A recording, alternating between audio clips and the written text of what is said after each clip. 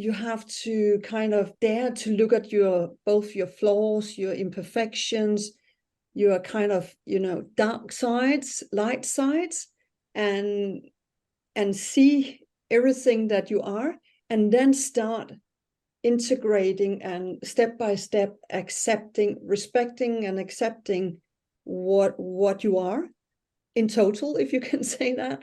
So it's not like, okay, now I just accept myself, but I see it as a ladder somehow, and it keeps expanding. So the more you look into it, the more you discover. Illuminance specializes in developing sensory processing sensitivity, a natural high sensory intelligence present in 30% of the population, co-creating with the power of humanity to consciously evolve towards balance. This session features trained high sensory coaches, facilitators and consultants who coach other high sensory people and partner with organizations globally. To contact them directly or to find out about our programs, please see the details in the description. Hello, today we're going to talk about some very important topic, that is self-acceptance, something that isn't obvious at all to many. So apparently it's quite difficult for many HSP to reach self-acceptance, and it's especially difficult for neurodiverse people of all kinds to accept themselves when the world reflects their difference to them. So there's always a shift in the perception of the world. And it's difficult to build a sustainable, self-sustained self-acceptance on that difference that also withstands the occasional disapproval and the occasional frown from others. So we all have our experience as professional coaches and therapists, and I hope that this discussion will bring in some nice insights and perhaps some advice on how to actually build some really self-sustained self-acceptance. So before we dive in, we will start with the usual round of presentation. Who wants to start? I'm Hartmann-Bossen, and I live in Denmark, work in Denmark and globally. I'm an executive coach, and I'm a coach for HSP as well, and a therapist. And I like to work deeply with my clients. So actually the whole human being and not just the brain.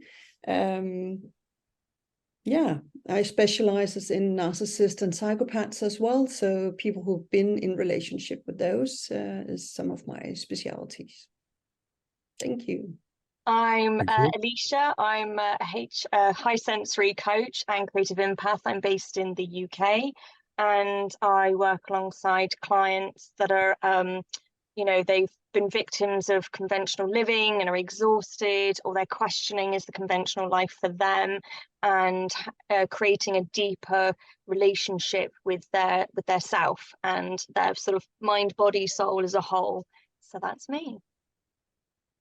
Thank you. Hi, this is Sarah Connelly. I'm in Brisbane, Australia, and I'm an HSP coach that works with professionals who have been using alcohol as a coping mechanism.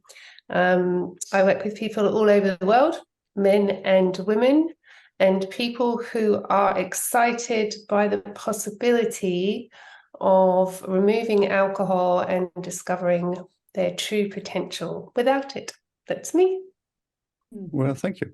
So I'm Alexander Holman. I'm a coach operating in southwestern Germany and online in German, French, and English, working especially but not exclusively with highly sensitive and highly gifted people.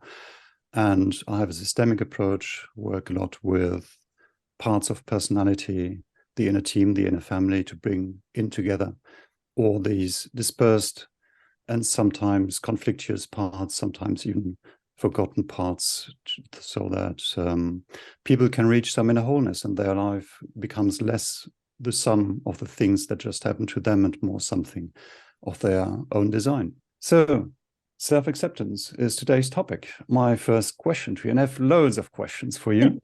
My first question is, what is self-acceptance? I think acceptance is one word, but there's a couple of stages before we reach the self-acceptance in a full. So for me, it's first of all, you have to kind of dare to look at both your flaws, your imperfections, your kind of, dark sides, light sides, and see everything that you are, and then start integrating and step by step accepting, respecting and accepting what you are in total, if you can say that. So it's not like, okay, now I just accept myself, but I see it as a ladder somehow, and it keeps expanding. So the more you look into it, the more you discover. So it's an ongoing work, but each part you can learn to accept it or even embrace it, own it. Thank you, Ricky. You just answered 5 of my other questions. Okay, I'll go deep later. She's a high achiever. Yes, sorry. Yeah, so I pretty much echo what Ricky just said. So it's almost like you've got this house, and it's however old the house is, and there's all these nooks and crannies, and there's aspects of the house that you can change, that you can fancy up and make all shiny and revitalize. But then there's aspects of the house, or yourself, that you're never going to be able to change. You've just got to learn to live with those things. And like Ricky said, it is just integrating and accepting all those flaws, all those shadow sides, all those aspects of us. So, it's that self-acceptance of I am who I am. But again, it like Ricky said, it's not an overnight fix. It really takes time, and I would say that I'm still on that journey of just you sort of uncover another aspect of yourself, and you're like, right, I got to accept that piece for me back in. Oh, I didn't know that was there, and I'd sort of been ignoring that, and it's like, no, I've got to love that back in, sort of thing. So it is just accepting every aspect of us, whether we can change it or not. Yum, I like that. I think, I don't know who said this, it's certainly not me, but it's unconditional positive regard is what self-acceptance how that speaks to me, is unconditionally being able to acknowledge, be aware of, and look at with unconditional acceptance all the bits and pieces and idiosyncrasies that we all have. I don't think one ever reaches a stage of complete and total self-acceptance, purely because we all change, I believe, every single day.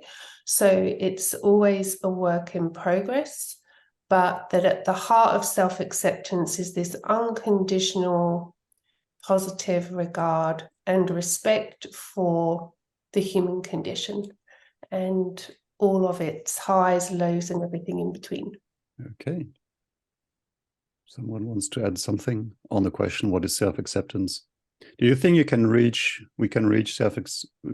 can actually reach our authentic self without self-acceptance? No, we can't live it if we can't embrace and accept, then you don't really live authentically. Then you're not in integrity with who you are. So, but I truly believe that when we do it, and even though, as also Sarah and Elisha says, it's kind of an ongoing work, but each time you take a step or you do something to integrate that, you increase your integrity, and the resonance within you will, increase, expand as well. So it's not okay, check, now I am in fully acceptance and able to live authentically. That's not it. So you think it's really a cumulative process where several things go hand in hand? Yeah, but it's not that you're not authentic as you are today, with all your flaws, imperfections, as we all have, because that's just one level. But it's like, okay, then we pull the curtains a bit up. Wow, there was more. Then I have to integrate that, and I'll be more and more in my true nature. And it sounds like quite a Jungian approach, these different steps of integration of another side of ourselves. Yeah, I think the authentic self becomes more, it's like, I don't know, for me, the authentic self is a complete expression of everything that we are, good, bad, ugly, beautiful, whatever. The authentic self, it doesn't mean that, to me at any rate, that we are perfect. Obviously, there's no such thing as perfection. So the question that you asked, Alex, was, can you be authentic without self-acceptance? Was that the question? Can you live your authentic self without self-acceptance? It's a really good question. I think the thing that comes to me is that you will be unable to know your authentic self without self-acceptance. I don't think one can really tap into that deepest part of our nature without having been able to see which parts we do and don't accept, and then work through them and be able to reach that balance of appreciation of our entirety. So do you think that or that an authentic self and these perhaps false selves can actually coexist? Four selves? False selves. Oh, false. Sorry. Our false selves and authentic selves. Yeah, absolutely. I think we're just a whole combination of different parts, and some parts of us are more real than others, but depending on scenarios and environment. I mean, I don't think we can classify and say, it's at one point we reach this pure authentic self and we never deviate and we never bring in parts that aren't necessarily, I don't want to say less real than the others. I don't know, unless you're perhaps fully enlightened, and a fully enlightened being that is consistently in authentic self. Yes, I think our false selves can coexist. Yeah, I do. My short answer. But I'm interested in what the other people have to say. Well, I was going to say, in my experience, the journey for me was, I definitely couldn't be my authentic self without self-acceptance. Like, my journey has been massively accepting myself, who I am, what I am, how I'm made, how I'm challenged, how I react, how I don't react, and just, that journey of self-development.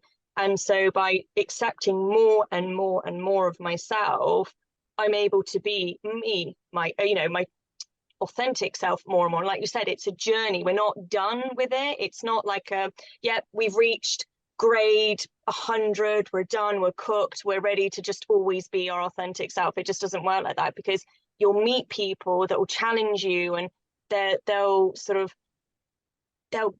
get into that little nook and cranny of an aspect of you that you didn't know needed accepting back in, and things like that, and just challenges. And if we're tired, we're not always being our authentic self.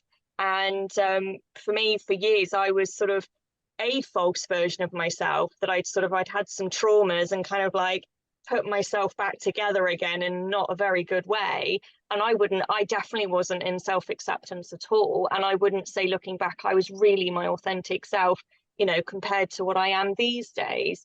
So, and the false self for me, tries to creep in every now and then in certain situations and certain people, having that alchemical reaction. But I think for a lot of our journey is that false self, just sort of either drops off, or like you say, it's just sort of, it's always there, and we can just live harmoniously. So that would be my bit. So we're all HSP, meaning highly sensitive people or high sensory people, and we work with those too. Why is self-acceptance so difficult for HSP? Coming back to me, my experience is having that we have this amazing ability to sort of be chameleons and fit into everybody else's needs, and people please. And I think that's why for HSPs it is particularly challenging when we're still trying to figure ourselves out, we're still trying to accept ourselves. And until we've got to, I'd say, a certain level of self-acceptance, it is really hard to be around other people, especially if they're not in self-acceptance. Then we can sort of really mirror, for me, this is my experience, I can really mirror other people. And I realize, and then I walk away and I think, wow, I wasn't being myself around them at all. And it's like, well, what am I doing? What am I not doing? And then realizing actually that's one of my skills, is being able to mirror other people. And that's how we can help that transformation in other people. And sorry, what was the original question? Why is self-acceptance so difficult for HSP? Oh, yes, that's right. Yeah. And so when I'm with people that really are in their authentic truth and self-acceptance, it has that amazing sort of, again, that mirrored effect where it's sort of, you sort of feel like, oh, wow, yeah, I can really be myself around this person, because they have this energy, they have this sort of presence about them that then sort of kind of rubs off on you, so to speak, and then you can kind of really feel that you can be yourself. So I hope that answers the question. Is that, again, some boundary issue, meaning that HSP are easily, by mirroring others, are easily drawn out of their own self? I would say so, yeah, I think it is. And that's why we have all the challenges that we do with either being sort of feeling very lost, or we go on to substances, or we sort of become sort of a bit hermited, or, you know, we just become these false versions of ourselves because we're too busy sort of, we're so confused because we don't have those boundaries in place and that sort of inner strength to just be who we are. So it's easily to just get swayed by other people's moods and habits and things. So, Rick, Sarah, what do you think? Why is it so difficult for HSP to reach self-acceptance? I'll just speak from a personal point of view, which is that it wasn't until I understood what HSP meant that I was able to actually reach self-acceptance. Because prior to that, I had spent, like many of us, I think, so much time wondering what was wrong with me. Why did I feel these things that people didn't feel? Why did I have such a deep awareness and response to things? And I was so wrong in the world that I was living in. I was too sensitive, I was too dark, I was too deep, I was too analytical. I overthought everything. And this was the messaging that was given to me from a very young age. So I was very wrong. I was bad, I was different. And so until I realized that all of those parts of my nature were not wrong, just different, and in actual fact, there are lots of people in the world that felt like I did, I was constantly beating myself up. So constantly. You had to struggle not only with the ordeal of finding your place in the world, but also with thinking that your perception of the world was wrong. I think it was very personal. It wasn't my perception of the world, it was my reaction to the world that was wrong. That I should have been able to brush things off, that I shouldn't be so sensitive, that I shouldn't think in a certain way or feel or express myself. And that actually was quite traumatic, you know, looking back, for a young child who had this deep sensitivity, and to be told that that was wrong. I mean, not intentionally. My parents did the best that they could, but I see it in so many people that I work with in day-to-day life, that they feel like they're flawed because they have a certain way of being in the world, that 80%, if we want to do the percentages, 80% of the world simply do not feel or see the world that way. So you got the message, don't be yourself, Just hold it back a little bit. don't be fully yourself. You can be a little bit yourself, but not too much, because people are not equipped to deal with that. So stay in the part that overlaps well with the rest of the word. Be palatable is that word again. Make sure that you don't go too far out of convention so that everybody's comfortable. Okay, thank you. Rika, what do you think? Why is it so difficult for HSP to reach self-acceptance? I can just copy-paste Sarah, because I've felt the same, and I wrote a note to myself here. It's kind of like, I think everybody knows, like being a teenager. So there's kind of a perception of that everybody wants to belong to the new trend, the most hyped group, or you listen to this kind of music. And so when you're a teenager, you're trying to fit into whatever somebody around you thinks is normal. So living that false self is like, it's like, I believe for many sensitives, highly sensitives, that we end up as internally being feeling lonely and wrong, but on the outside, we try to fit in. So like being social or being right on the outside, and we're good at that. So we're good at matching whatever the world wants, because very often we are very have a high empathy, and we can see the perspective from all kind of viewpoints. And we easily, as you said, Alex, about the boundaries, we easily compromise our own boundaries. So this means that people around us, it's very easy for them to have all their projections on the highly sensitive, because the highly sensitive would often appear kind, and how do you say, want people to feel good, ensure the good mood or whatever in the room. So when people are either angry or they want to be right, or kind of forceful, putting their views on the highly sensitive will often think, okay, yeah, maybe then I'm wrong, or I can see from that perspective as well. So when you can see all these different perspectives, then it can be difficult to hold on to. So who am I actually? What is my true nature? So let me give a very basic example. You have to eat with somebody else and have sandwiches, and you say, well, I'm flexible, I can eat most things, that's fine. And they will serve whatever, chicken, salmon, ham, or something like that. And you don't want to be the greedy person, so everybody else picks up first. And then you're left with the salmon that you actually are allergic to.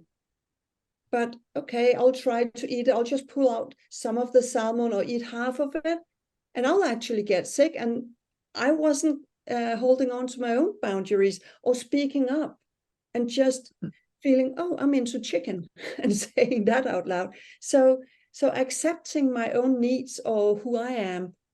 For many HSPs as I meet, they withdraw that and try to fit in, not to make a big noise out of it, that I'm sensitive, because I know I'm sensitive. So I don't want to make a big deal out of that. I try to fit in. So it seems all the more important to know who you are and to accept who you are, because otherwise you're not going to recognize in time that you are being dragged out of yourself. No, and I think we're coming to that as well, but this about how to keep grounded and owning what is your true nature. So first of all, getting to what is my true nature. When I feel different around everybody, I must be wrong. So I have to accept that I'm not wrong, but I am different. Everybody's different in different ways. So keep that grounding. That's not just something you do, like you said. How do we just accept ourselves? We can't just accept ourselves. So you mentioned chicken and ham, so let's go into the meat of the stuff. And I would like from you to ask you, because you all have your professional experience and your life experience, What do you advise to people so that in order to increase and grow and develop and foster their self-acceptance? Well, I can start with a short answer, and then I'll let the others speak as well.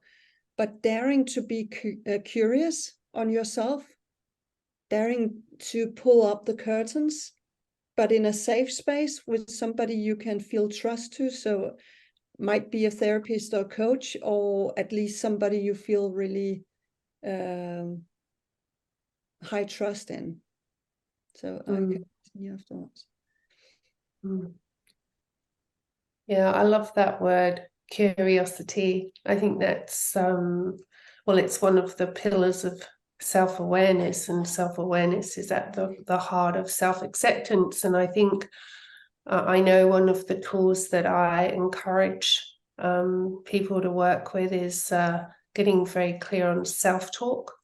So just spending time journaling, pulling out. I kind of try and get them to get the top 10.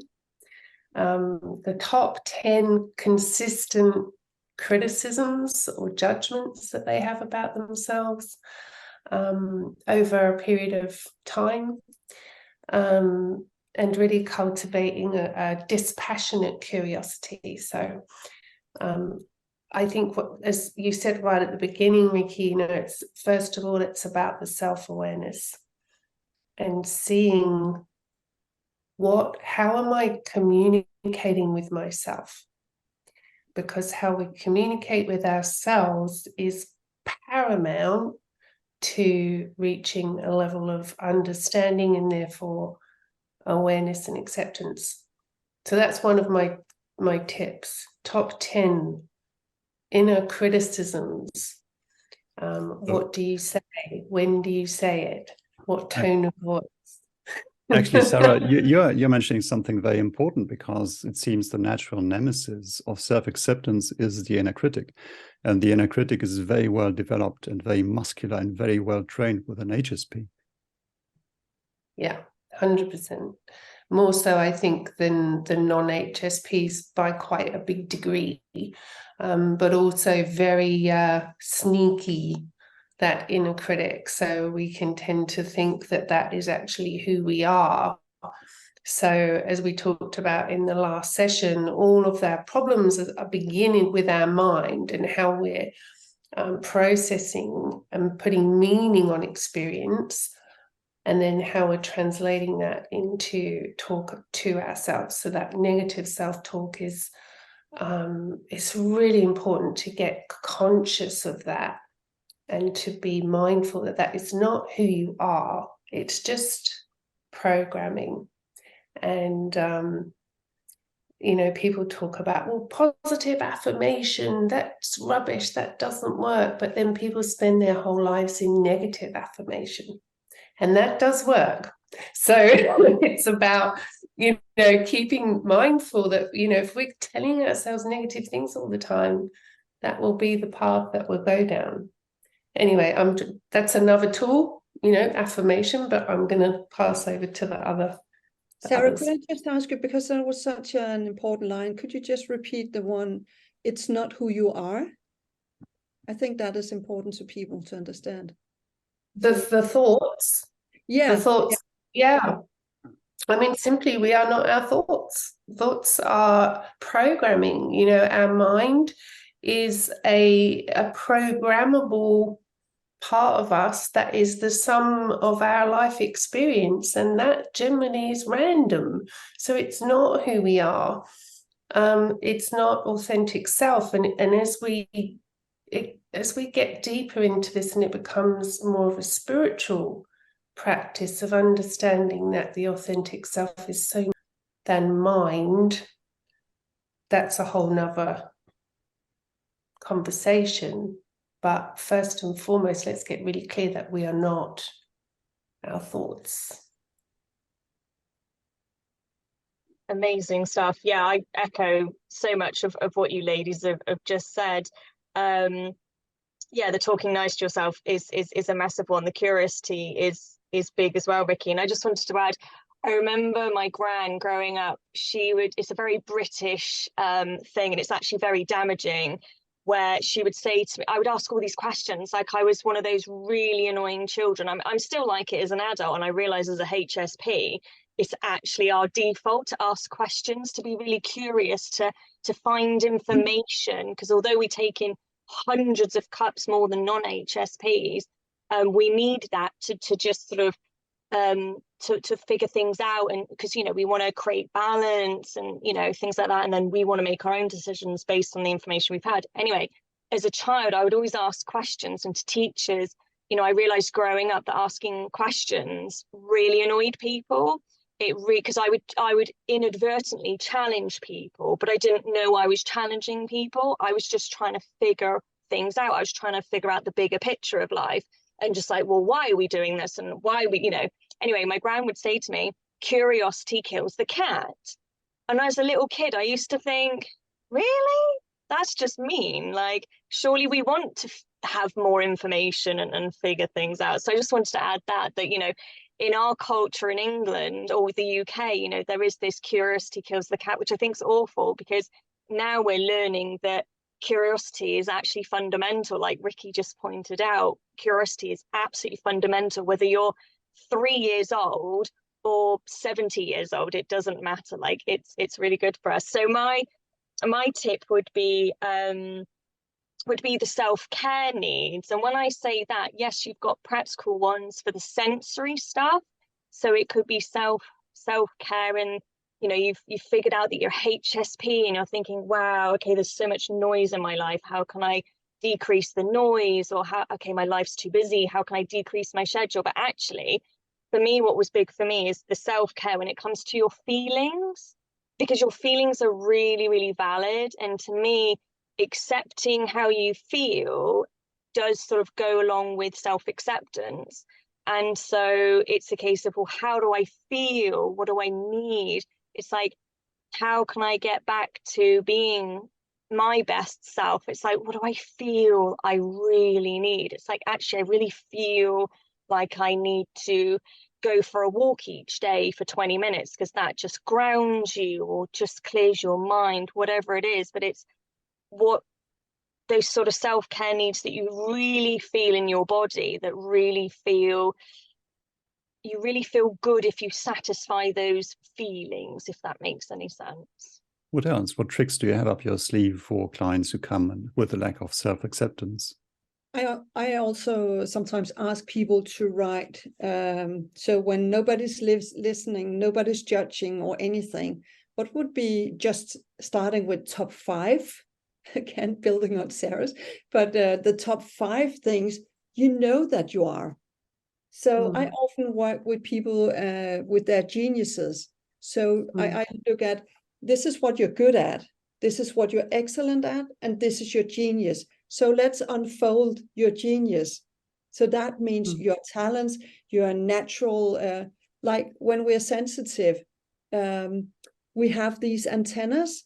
So we know we are empaths in different scales. So we don't see it as a special ability, because it's something we just are. So when I ask people and help them unfold, so put your top 5 talents, top 5 natural gifts, might be good at languages, might be good at, whatever. So see how big that is, because the negative is always huge. So trying to put spotlight on all the good things about yourself.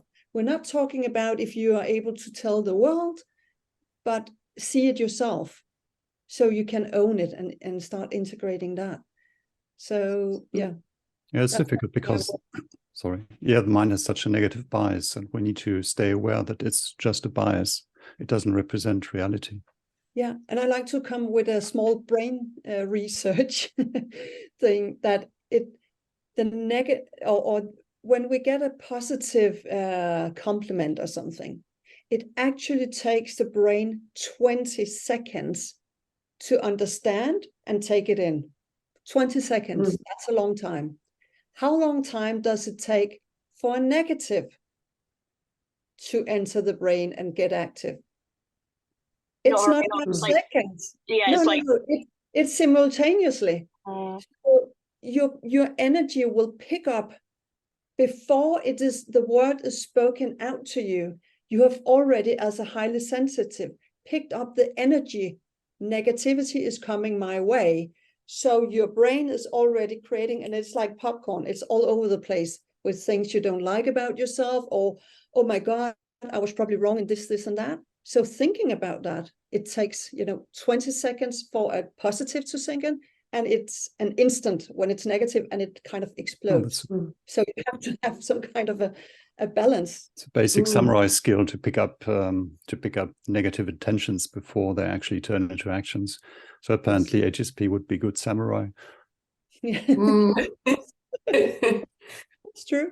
I think it's so true. I know as well that savoring is another really important technique that I use with people that are looking to remove alcohol, because as you say, Ricky, it is so easy and natural for us to focus on the negative. And so there's a 3-minute rule with savoring, which is any experience that is positive. So a negative experience will come in and it will register and it will just be bad and it will live in the body and very, very quickly. Savoring for 3 minutes, a positive experience is what's required in order for the neural pathways to start being changed very slowly. So savoring our positive, even if they're tiny achievements, for 3 minutes creates a change in the brain, slowly but surely, if we do it on a regular basis. And the other thing that came to me as well about this kind of self-acceptance piece that we're talking about is to accept that we don't accept. It's like the second arrow with the Buddhists. Have you ever heard of the second arrow? So it's like, someone says, be more compassionate. And so you go, yes, I'm going to be compassionate. And then you're not compassionate. And then you beat yourself up for not being compassionate. That's the second arrow. So it's like the meta emotion. So you have the emotion and then you beat yourself up about having the emotion. So you layer these negative emotions one on top of the other.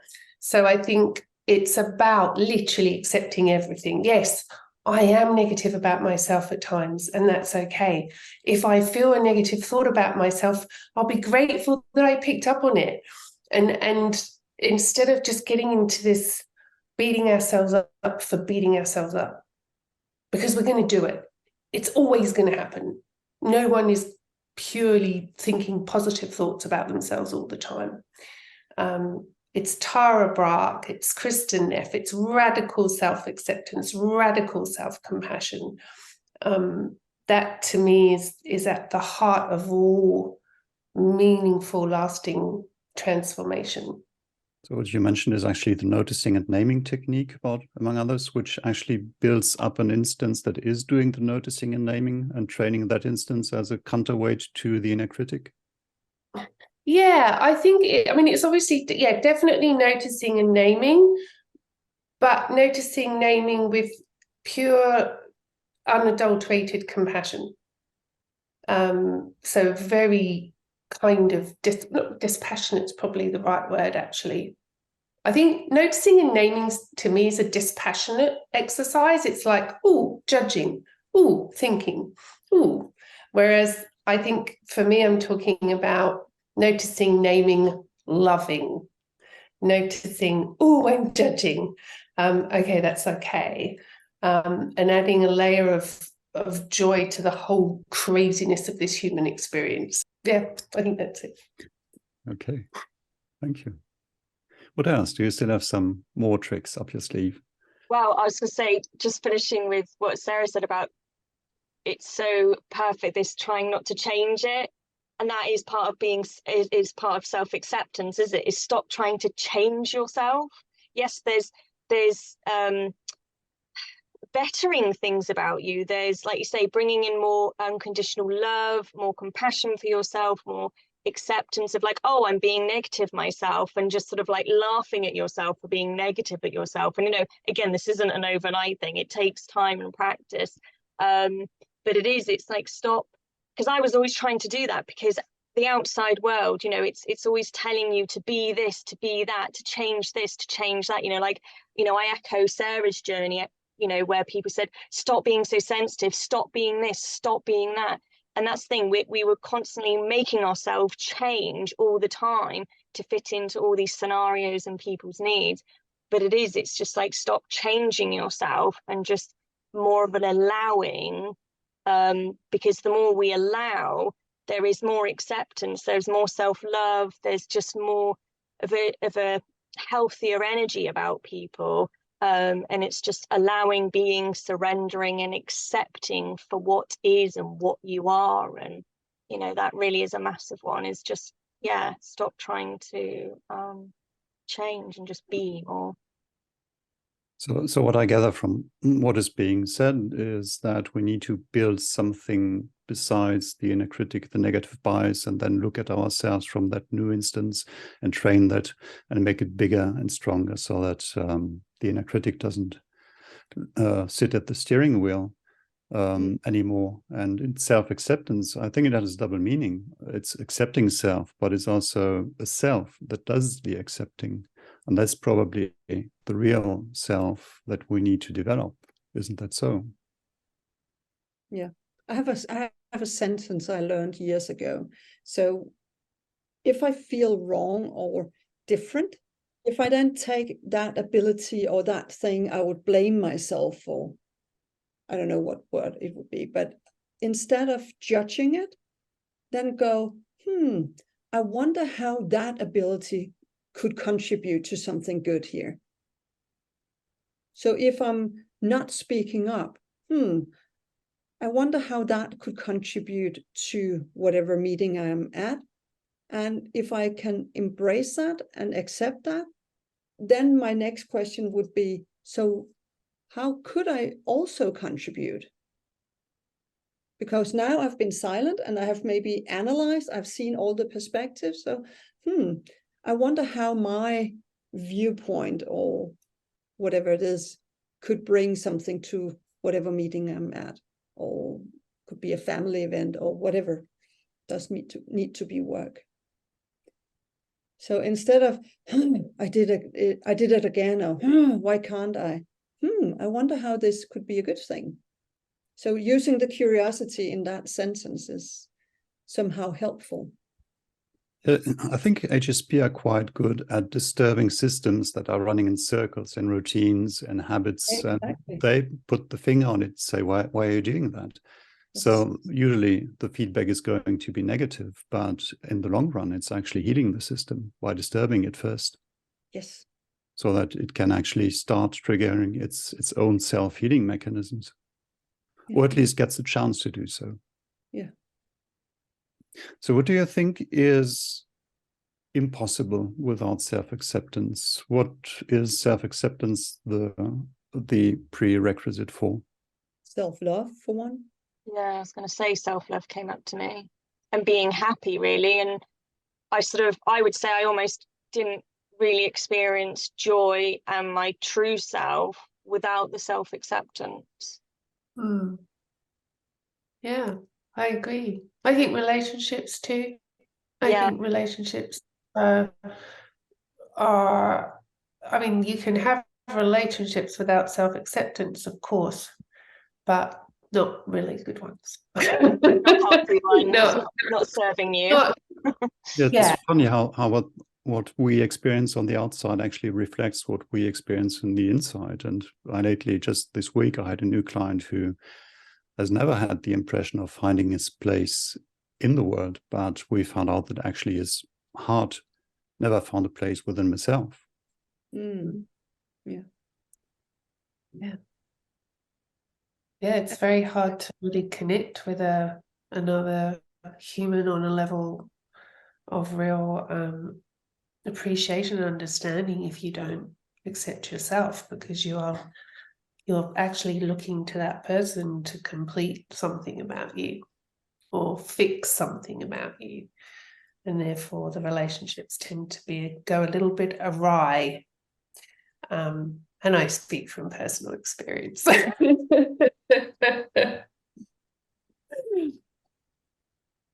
Okay, so I think this is a nice place to end for now. There are so many more things to be said. In the next episode. Some famous last words, perhaps? Oh, that's a big ask. I think you need to give us some famous last words, Alex, as the host. Well, you made that very, very difficult. Usually we should wrap up this with a few, 2 or 3 insights. But there was so much coming up in this discussion that I think that it just cannot be summed up. Sorry, my mind is not enough to put it into a few sentences. I definitely think that all of us can say that self-acceptance is kind of a journey. Yeah. And also that you need to use your curiosity, because you have to uncover something to fully take it in. And also that there's a lot of, small tips and tricks you can do. So it's not about accepting everything at once, but to get started. I think that is kind of the main message. Keep going and keep being curious, and allow yourself that this is not a quick fix, but it's an ongoing process. I think that's, some of it at least. And that you're beautiful as you are.